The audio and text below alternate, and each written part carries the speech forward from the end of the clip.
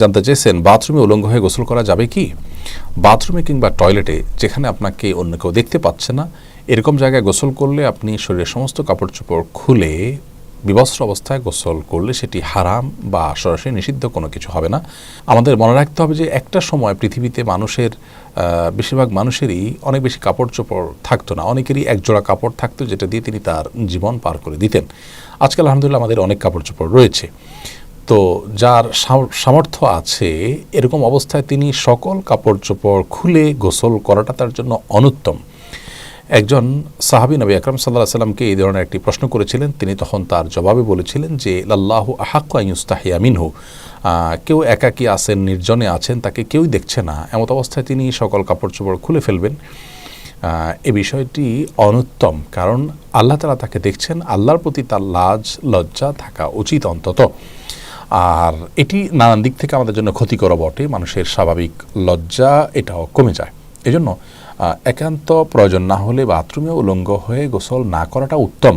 আমাদেরকে নবী আলাইহিস সালাম যে নির্দেশনা দিয়েছেন, বোঝা যায় নবী সাল্লাল্লাহু আলাইহি সাল্লাম প্রয়োজন ছাড়া বিবস্ত্র হওয়ার বিষয়টিকে পছন্দ করতেন না। তবে যদি কেউ বিবস্ত্র হন, তিনি একাকী আছেন, কেউ দেখছে না, তো সেটা তার জন্য হারাম হবে না। একটা হলো অনুত্তম আর একটা হারাম, দুটো জিনিস, কিন্তু হারাম হবে না বিষয়ের কারণে, গুনাহ হবে না ওটার কারণে, কিন্তু অনুত্তম হলো একজন মুসলমান অনুত্তম কাজ থেকে বেঁচে থাকার চেষ্টা করবেন, কিন্তু প্রয়োজন হলে তিনি এটি করতে পারেন। অতএব গোসলের সময় অন্তত নাভি থেকে হাঁটু পর্যন্ত সতর জায়গাটুকু ঢেকে থাকে এরকম গামছা বা তোয়ালে বা লুঙ্গি কোনো কিছু পরনে থাকলে অবস্থায় গোসল করাটাই হলো ভালো। প্রয়োজন হলে উন্মুক্ত করতে পারবেন সেটিও।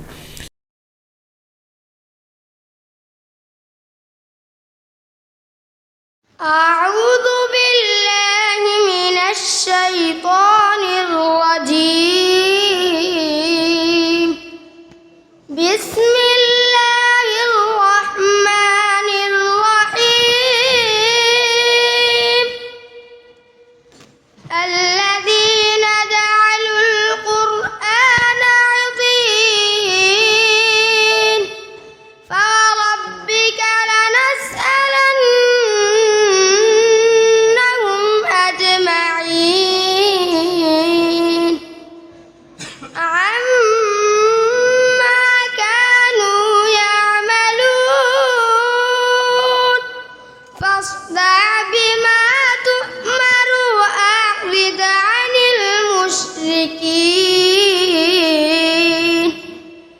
ইন্না কাফাইনাকাল মুস্তাহজিঈন। আল্লাযীনা ইয়াজআলুনা মা'আল্লাহি ইলাহান আখার ফাসাওফা ইয়া'লামুন। ওয়ালাকাদ না'লামু আন্নাকা ইয়াযীকু সাদরুকা বিমা ইয়াকুলুন।